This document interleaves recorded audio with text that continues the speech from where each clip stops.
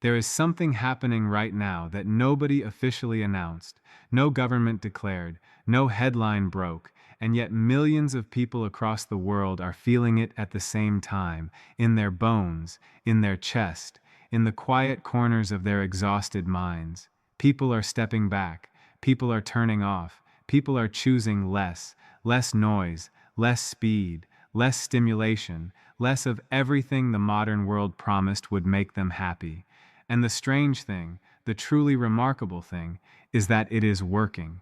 Not because of a self-help book, not because of a motivational speaker standing on a stage, but because something deep inside the human brain has finally had enough, and it is beginning, slowly and silently, to heal itself. You may have felt this pull yourself. Maybe you found yourself staring out a window instead of scrolling your phone. Maybe you started waking up earlier, just to sit in silence before the world got loud. Maybe you canceled plans not out of sadness, but out of a deep and unexplainable need to simply be still. If you have felt any of this, I want you to understand something important right now. You are not broken, you are not antisocial, and you are not falling behind. You are, in fact, ahead. You are listening to something that most people are too distracted to hear. You are listening to your brain, and your brain is telling you the truth. We live in an age that was designed, deliberately, systematically, and brilliantly, to capture your attention and never let it go. Every notification, every autoplay video, every perfectly timed social media alert was engineered by some of the most intelligent people on the planet to trigger one specific chemical in your brain: dopamine. Dopamine is your brain's reward signal. It is the feeling of anticipation, of pleasure, of what comes next. It is not bad. It is not the enemy. Dopamine is what makes you excited to see a friend, to taste something delicious, to finish a project you are proud of. Dopamine is beautiful when it flows naturally. But what the modern world has done is hijack that system. It has found a way to flood your brain with dopamine hits so fast, so frequent, and so artificially intense that your natural reward system begins to break down. Think of it like eating sugar all day, every day, until the moment a piece of fruit no longer tastes sweet. Your sensitivity is gone, your baseline is destroyed, and in its place is a restless, hollow craving for more stimulation, more content, more distraction, that never, ever feels like enough. This is not a personal failure. This is not a weakness of character. This is neuroscience. This is what happens to a human brain that was built for the pace of nature and forced to live at the speed of the internet. And so the quiet life trend was born, not in a boardroom, not in a wellness magazine, not in a therapist's office, but in the lived experience of millions of ordinary people who, one by one, began to feel the weight of it all and quietly, without announcement, began to put things down. They started cooking instead of ordering. They started walking instead of driving short distances. They started reading physical books, tending to plants, sitting in parks without their phones, choosing Friday nights at home over crowded rooms. And what they discovered, what all of them discovered, is that the silence did not feel empty. It felt like relief. It felt like breathing for the first time after years of holding your breath. They did not have a word for what they were doing. They did not know they were practicing something that neuroscientists had studied, documented, and named. They did not know that their instinct to slow down was not weakness, but wisdom, a biological intelligence older than language, older than civilization, rising up through the noise of the 21st century to reclaim what was always theirs: a brain that could feel wonder again, a mind that could rest, a life that could mean something beyond the next scroll. Dr. Mindful Shift has spent years exploring exactly this intersection, the place where ancient human instinct meets modern brain science, and what emerges from that exploration is not just information, it is a mirror that shows you who you were before the world got too loud, and who you are still capable of becoming now that you are beginning, finally, to listen to the silence. But here is where the story takes a turn that most people never see coming, And this is the part that changes everything.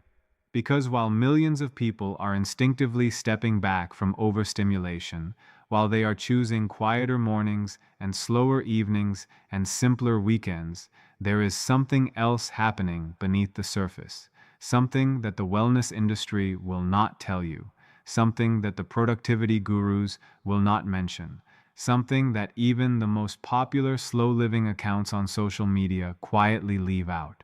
The detox itself, the beautiful, healing, necessary process of pulling your brain back from the edge of dopamine overload, is not comfortable. It is not a soft, candlelit, aesthetic experience of linen sheets and herbal tea, though those things are lovely. The real dopamine detox, the neurological one, the one that actually rewires your brain at the level of synapses and receptors and chemical baselines, that process is uncomfortable. It is restless. It is the moment you put your phone down and your hands do not know what to do with themselves. It is the Sunday afternoon that feels unbearably long because your brain has forgotten how to be present without being entertained. It is the silence that does not feel peaceful yet.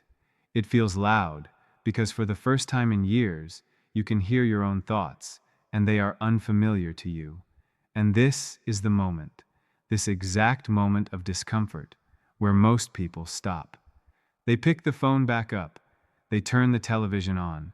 They fill the silence with noise because the noise feels safer than what the silence is asking them to face.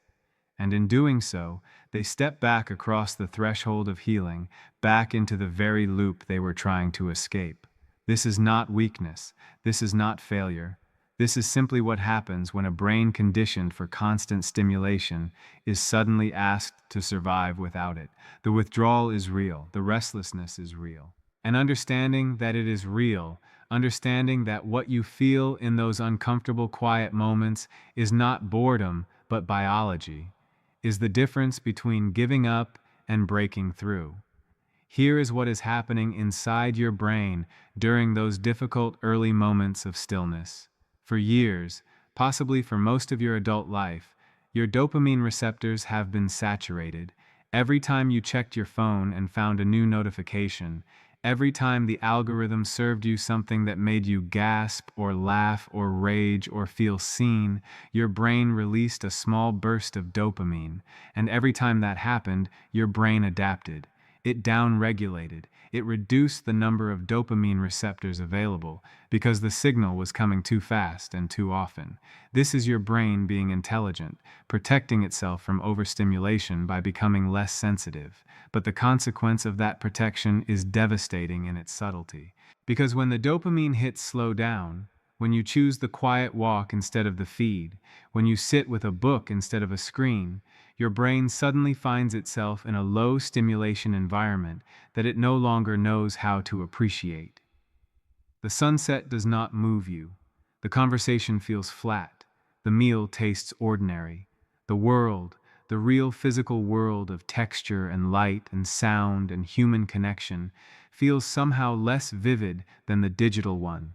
And this is the trap. This is the invisible cage that billions of people are living inside right now without knowing it. Not a cage of bars and locks, but a cage of diminished sensation. A life experienced through a filter of numbness that was built not by any enemy, but by the very pleasures they chased. Dr. Mindful Shift describes this state not as addiction in the clinical sense, but as a kind of perceptual poverty, a condition in which the brain is technically alive and functioning, but has lost access to the full spectrum of human experience because it has been tuned over time to receive only the loudest, fastest, most artificially amplified signals. And now comes the part that should fill you with something extraordinary, not fear, not guilt, not the paralysis of knowing how deep the problem goes. What should fill you now is hope, because the brain that was trained into this state can be untrained. The receptors that were downregulated can be restored. The sensitivity that was dulled can be sharpened again. The wonder that you felt as a child, that breathless, open-eyed wonder at ordinary things, is not gone. It was never destroyed. it was only buried. And the process of uncovering it is already underway in you, right now, in ways you may not yet be able to measure, but which are nonetheless real and unstoppable. Every moment of chosen stillness is a vote. Every walk without headphones is a signal. Every meal eaten without a screen, every conversation given full attention, every morning spent in quiet before the world demands your reaction. Each of these is a small but compounding act of neurological restoration. The brain does not heal in dramatic leaps. It heals in whispers. It heals in the accumulation of 10 quiet minutes repeated across 30 days. It heals in the decision, made again and again, to choose depth over speed, presence over distraction, the real over the curated. And the suspense, the genuine, breathtaking suspense of this journey, is that you cannot fully see the healing while it is happening.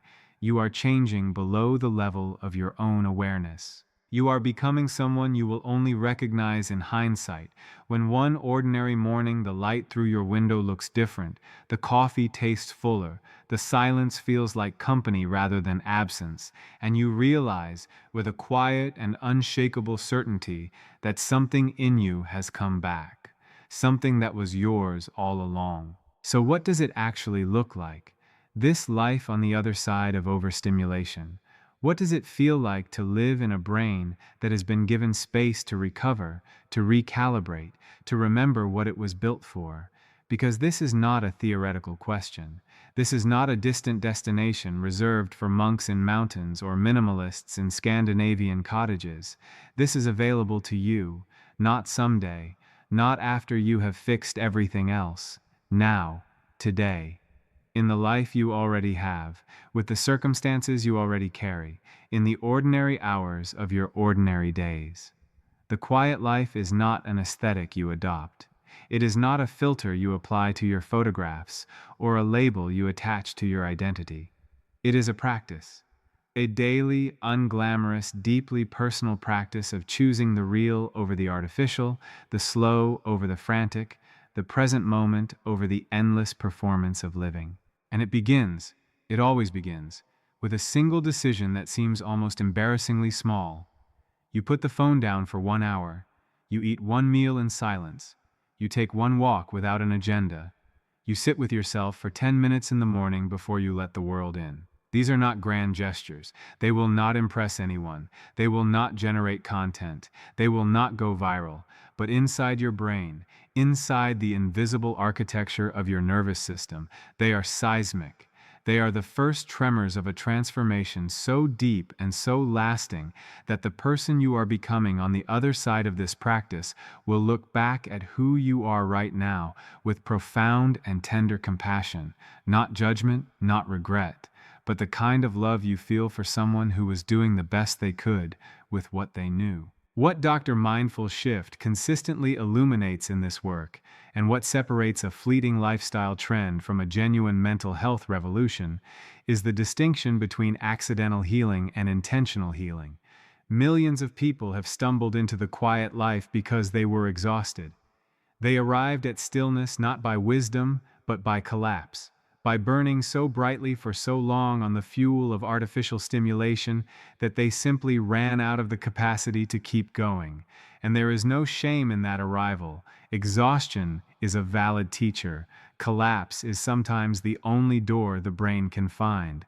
But there is a profound difference between resting because you have nothing left and resting because you understand what rest is building inside you. There is a difference between silence chosen out of depletion and silence chosen out of intention. Because when you understand the neuroscience, when you know that every hour of chosen calm is literally restoring your dopamine receptor sensitivity, rebuilding your capacity for natural pleasure, expanding your emotional bandwidth, and strengthening the prefrontal cortex that governs your decisions, your focus, and your sense of self, the practice stops being passive and becomes powerful. You are no longer just tired, you are strategic. You are no longer just hiding from the noise. You are building something the noise cannot touch. You are constructing, brick by quiet brick, a version of yourself that is grounded in something real. Not in the approval of an algorithm, not in the dopamine rush of a notification, not in the performance of a life curated for others to admire, but in the deep, steady, unshakable satisfaction of a mind that knows itself and a life that belongs entirely to the person living it. And this is what the world is slowly waking up to, not all at once. Not with a single viral moment or a collective announcement, but in living rooms and on morning walks and in the small sacred decisions of millions of individuals who are tired of being overstimulated and are choosing, one quiet day at a time, to come home to themselves. You are part of this. Your presence here, your willingness to sit with these ideas, your readiness to consider that the life your nervous system is craving might be the most intelligent life you could choose, all of it is evidence that something in you already knows the truth. You do not need to become someone else. You do not need to move to a cabin in the woods or delete every app or renounce the modern world. You need only to begin, and then to continue. To protect your mornings like they are sacred, because they are. To guard your attention like it is your most valuable possession, because it is. To remember, on the days when the noise pulls loudest and the urge to disappear into stimulation feels overwhelming, that what you are feeling in that moment is not a craving to be fed, but a wound to be healed. Feed it silence. Feed it slowness. Feed it the radical, countercultural, deeply human act of being present in your own life. The quiet is not emptiness. It never was. The quiet is where you find out who you are when no one is performing, when nothing is optimizing you, when the algorithm has no reach. The quiet is where your real life begins, and it has been waiting for you, patiently, faithfully, without judgment, for as long as you have been running from it. Come back, slow down. Let the noise fall away. What remains when it does is not nothing. What remains is everything that was always yours. Your clarity, your creativity, your capacity for joy, your connection to the world as it actually is, beautiful and imperfect and entirely worth being present for. This is not the end of something. This is the beginning of the life your brain has been trying to build for you all along. And now, finally, you know how to let it. If you are benefiting from our topics, please subscribe, like, and turn on the bell notification so you can see our new videos early.